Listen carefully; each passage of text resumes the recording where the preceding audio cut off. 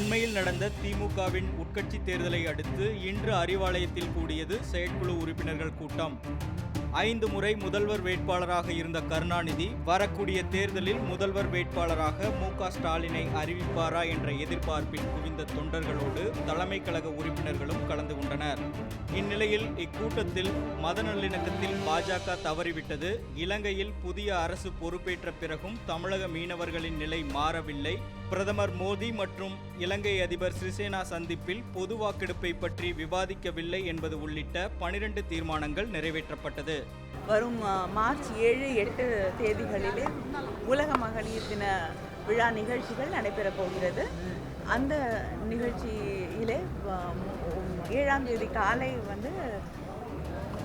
பெண்களுக்கு வேலை வாய்ப்பை அதிகப்படுத்திக் கொள்ள, பெண்களுக்கு வேலை வாய்ப்பு திறன்களை மேம்படுத்திக் கொள்ளக்கூடிய ஒரு நிகழ்வு அங்கே நடைபெறும். ஏறத்தாழ 1000 பெண்களுக்கு மேல் அங்கே வரக்கூடிய பெண்களுக்கு மேம்பாட்டு திறன் பயிற்சிகள் அங்கே தரப்படும்.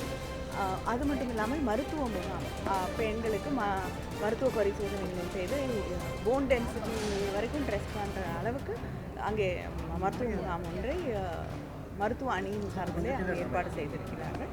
மாலையிலே கலை நிகழ்ச்சிகள், நமது பாரம்பரியமான கலை வடிவங்கள் அங்கே இருக்கும். அது தாண்டி உணவு திருவிழாவும் நடைபெறும்.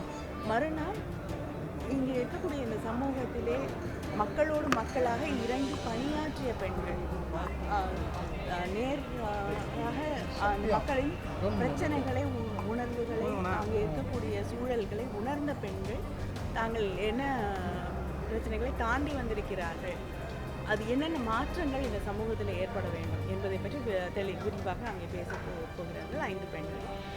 அதற்கு அந்த நிகழ்ச்சியிலே கலந்து கொண்டு தளபதி அவர்கள் சிறப்புரையாற்றுவார்கள்.